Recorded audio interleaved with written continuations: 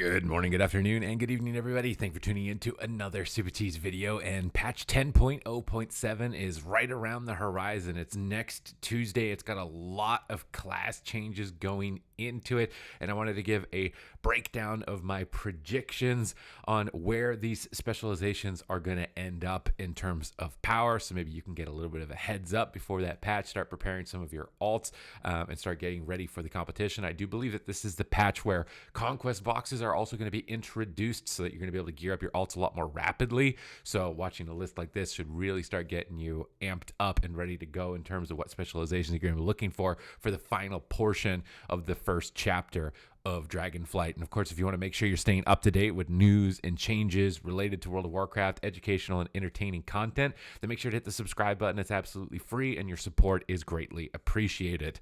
So let's get started here. Frost Death Knight, it's getting a couple of little tweaks to it. The Breath of Cinder Gosa build specifically, but I think this is likely going to be having more impact in PvE than PvP for it. But you may want to take a glance and at least maybe even give it an opportunity for some Breath of Cinder Gosa builds in PvP.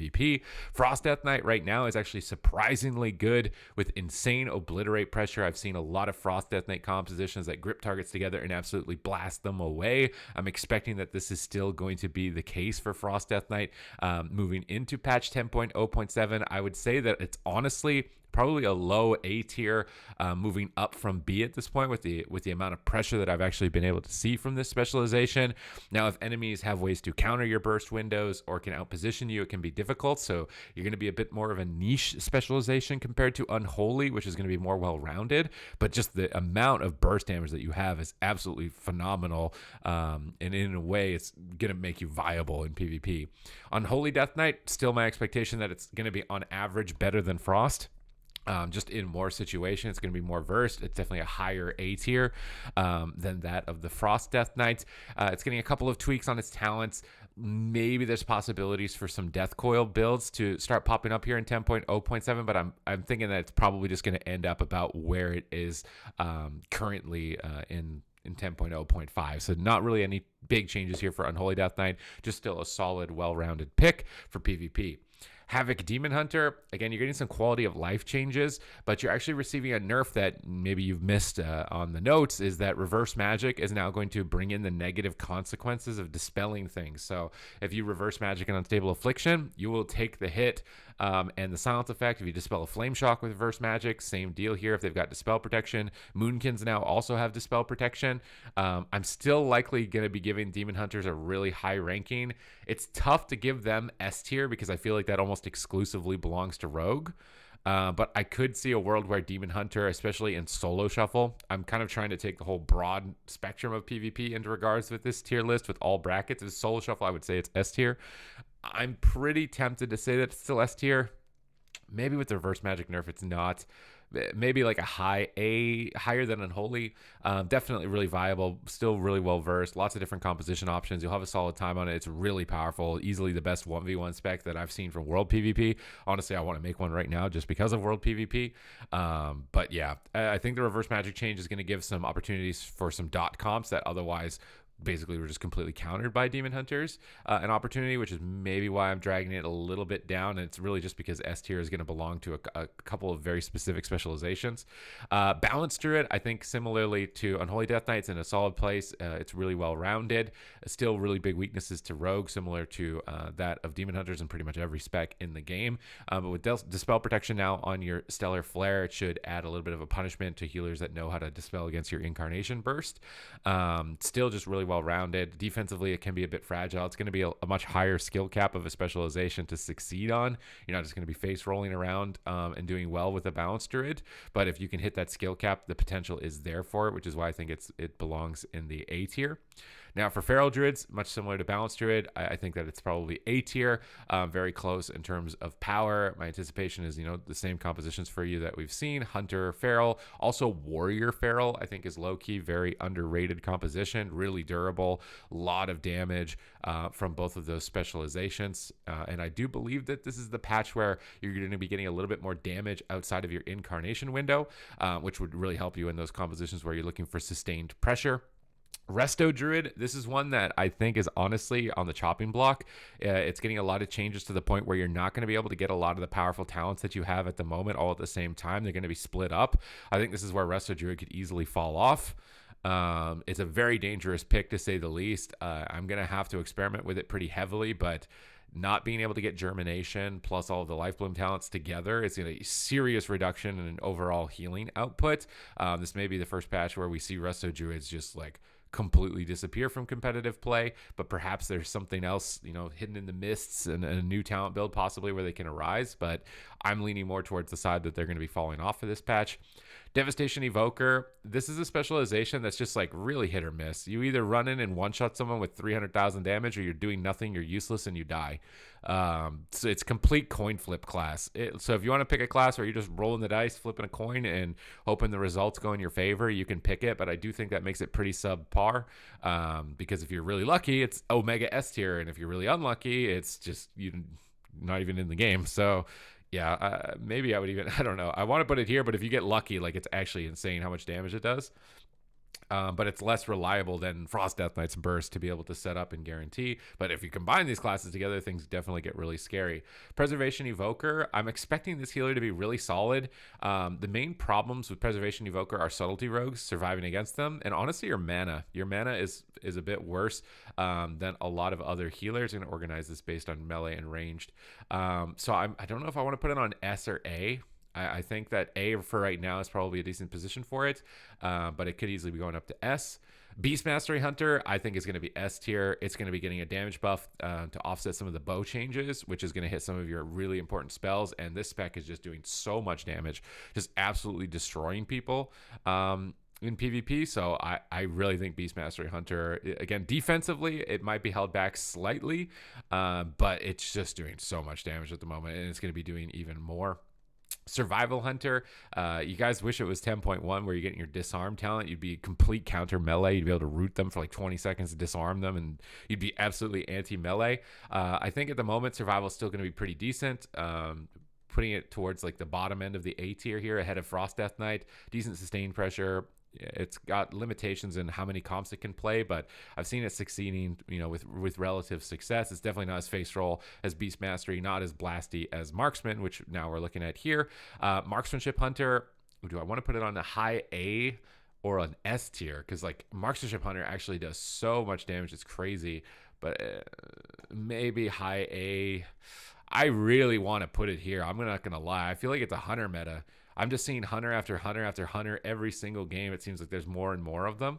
And if warlocks start popping up more, because there were some changes to warlocks, hunters are really good in that scenario. So honestly, I'm putting it on S tier. This might be a bold move on my part, but based on what I've seen so far and what's continuing to move forward with them, I really think that it is an S tier specialization. It's absolutely dominating.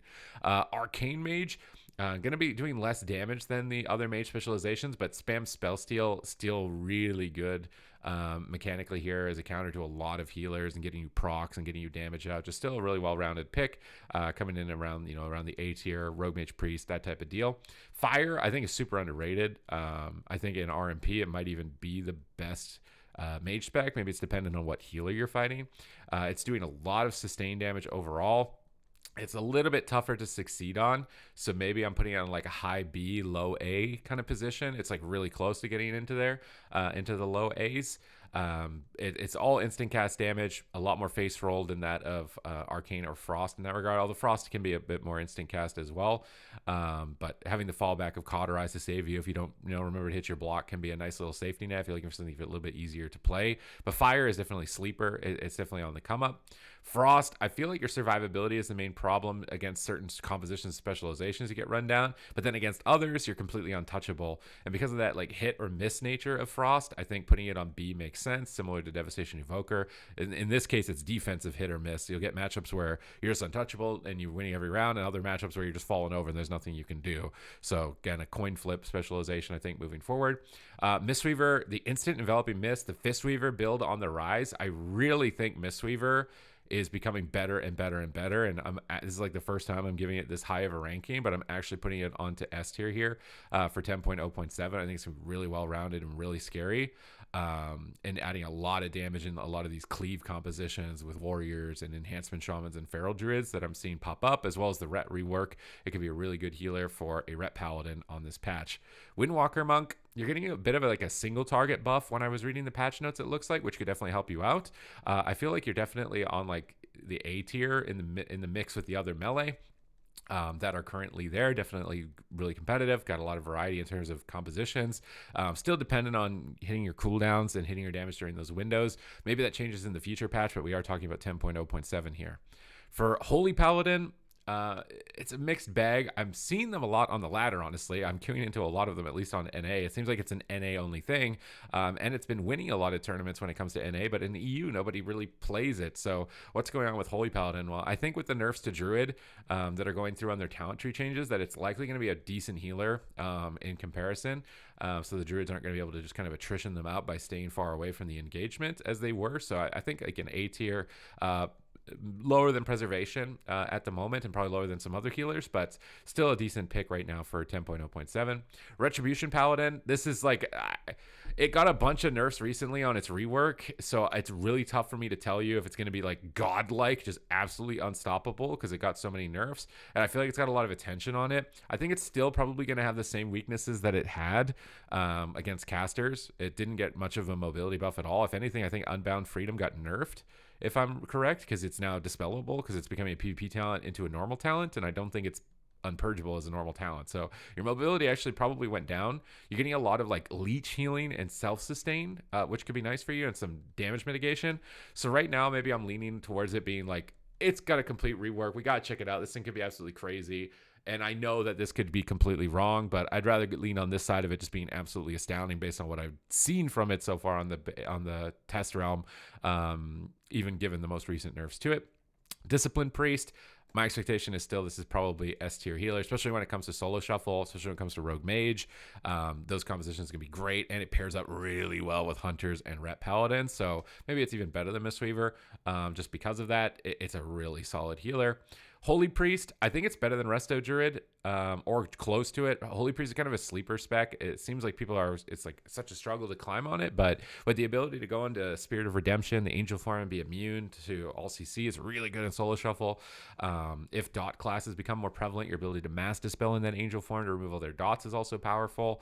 Do I want to say that it's an A tier healer? I think it's probably better than Resto Druid, but just because of its popularity, I'm putting it a little bit lower, but I think that it's definitely grabbing more and more attention as the patches go on. Shadow Priest, I think, has fallen off a little bit in terms of competitive play. It really depends on the comps. I've seen it playing with Destro locks and doing really well, and I think that would likely still be the case. But even possibly Affliction locks with the buffs they're getting and Demonology with the buffs they're getting, Shadow play might be making a bit of a comeback. And then obviously Rogue Shadow Priest is still a really powerful composition. But I feel like you're most of the time you're kind of carried by the class that you're playing with. It can be a bit of a struggle. I've been playing it myself in solo shuffle, and it kind of depends on the lobbies, the matchups, and the situations. Definitely a higher skill cap to play. I feel like it would be unwise for me to not say that it's A tier. I think it's better than Balanced Druid overall. In terms of your options, you can see it's broken down by ranged, melee, and caster in this way to try and make it a little bit more understandable. I think it's better than Balanced Druid. I think it's carried by its specs that it plays with. That's why I'm not putting it on to S tier. Assassination Rogue, I still think this spec is S tier, even despite all of the nerfs. I think it's going to be really gnarly, doing a lot of damage still with Deathmark and running targets down. Outlaw Rogue, a bit more of a sleeper spec. I'm seeing it pop up more and more now, and with the dispatch buff that it got, it seems like it's taking rounds. Still, again, much like Holy Priest, it's just not as popular. So maybe we're putting it like high B, getting close to a low A. Like you can see all the specs are starting to rise. Like the tide is starting to rise. This is like viable level. Like you can make it work. And then this is like they've got a lot of niche or more options. This is just like crazy level when you're starting to get up into S tier. Speaking of crazy tier, Subtlety Rogue, probably still going to be one of the best specializations in the game. That until maybe we see the 10.1 update. It's just got so much crowd control, so much burst. I think it's a really powerful specialization. Now, Elemental Shaman, I would say that this is also likely going to be an S tier caster. The ability to just proc people down with lava bursts. I think we're going to see it quite a lot, especially now we've got a tournament coming in here on the weekend. I think that we will see it a lot here as a result. So definitely a strong caster to go after. Enhancement, I think this is a sleeper spec. I think that it's actually really powerful. I'd say that it's in the A tier, definitely competing. The main reason I think it's competing is the amount of healing it can do. I'm seeing like 160k healing surges, sometimes 200,000 plus healing surges. The damage buff was really nice. Seems like you got a lot of different builds with Lava Lash. Really sleeper. Those buffs that came in recently for enhancement have definitely bumped it up. And I think it's going to continue to bump it up moving into 10.0.7. Restoration Shaman, I don't know if the spec's going to be completely dead or amazing. They're doing a lot of rearrangements in terms of where your healing output is going to be. I kind of want to put it in B tier above Holy Priest, above Resto Druid. I think that Disc Priest, Mystery are probably going to steal the show. Preservation Evoker likely going to be stealing the show. You have certain matchups where you're really powerful still, where it's like casters and wizards, where you're going to be the best healer. Your mana is the best of any healer. But the changes to your healing output could be really risky for how viable you're going to be. So honestly, if you're trying to get your rating here on like these classes, like Resto Shaman and Resto Druid, you might be wanting to get them now before the patch comes out, and then everybody else is sitting there rating. Affliction Warlock, I think your stocks are going up, especially now that reverse magic is going to have some detriments to having your dots dispelled, and they'll take a bit of a hit, and given how popular they are. Main reason I don't think you're going to do too well is because hunters are so prevalent, and Feign Death is so strong into removing your dots. Solo Shuffle, it's a great position because dampening is already kicked in, so your damage is a lot more relevant. But honestly, I'm feeling like a little bit more like a high B pushing low A for Affliction here. It's getting some buffs, which maybe push it over the edge. So that's what I'm saying. Like maybe it's a low A. It's kind of getting close. It's going to be more consistent, I think, than these other specializations overall if you're talented at it. But yeah, I think it's likely going to be a bit more of a struggle. Demonology, I do actually expect Demonology to still be an A tier specialization. It's getting a buff to its tyrant damage, which is obviously going to put it in even a better spot. Still has a lot of crowd control, lockdown, stuns, and the only caster to have an MS. So definitely really powerful pick here for 10.0.7. But Destro Warlock is probably the best caster. We're putting it above Beastmastery, above Marksman, above Ellie Shaman here. Destro is got great survivability, amazing constant damage, tons of schools of magic no matter what if you're interrupted. A couple of talent rearrangements which could buff up its damage a bit, and it's honestly like one of the best specs to deal with Ret Paladins. Ret Paladins hate Ellies and they hate Warlocks, or at least Destro locks. So I think Destro, maybe it's like the best spec out of all of the specs, or close to maybe Ret with how good it is. Arms Warrior, I think Arms Warrior is honestly now defendably onto the S tier with Victory Rush, Ignore Pain, the self-sustainability, the amount of damage and raw pressure that I'm seeing Arms Warriors putting out, which is going to continue to be the case here, and their viability with all the other melee DPS and their viability with honestly the other caster DPS. I think that Arms Warrior is an absolutely smashing spec to be able to pick up here for 10.0.7. Fury Warrior, you're kind of still not fantastic. Like the last buffs were nice, but you're still kind of just like, you're probably the worst melee. You are the worst melee, or close to it. You don't have the same type of crowd control as Outlaw Rogue. Survivability is decent, but yeah, Fury probably still needs a little bit of love here moving forward. Brewmaster Monk, the tank specs, most of them are completely unviable. I think Prot is honestly probably A tier, but Vengeance and Brewmaster is probably A or S in terms of tanks. I'm already seeing in 3v3 at least with prop paladin plus healer plus warrior and type of deal being really strong. But maybe Ret outshines Prot at this point, and maybe Brewmaster gets overwhelmed. But they're probably still the best tanks if you're really going to want to pick up a tank when it comes to PvP. But this is kind of my breakdown for the changes. You can see a lot of specializations have climbed now throughout the ranks. Some other ones struggling to keep up with the others. Some do just to popularity, maybe like Holy Priest and Outlaw Rogue. We'll have to kind of wait and see with those. Big wild card with the Ret Paladin, with the rework that's coming through. But it's looking like it's going to be a lot of fun, possibly a lot different given the reworks to Ret Paladin and some of these other healers now starting to pop up in terms of their overall viability. honestly, even right now on the ladder, I'm seeing a lot of diversity in terms of composition. So this next patch should definitely swing things open a bit more, even from this point. So other than that, thank you very much for watching the video. I hope this update has helped you, got you a better idea of what's going on with the specializations. And remember, this is a prediction based on the changes and given the information that I've got currently for this. And I will be updating these lists as an ongoing thing. So you're always going to be in the know and the now when it comes to PvP. So thank you for watching, and I will catch you in the next video.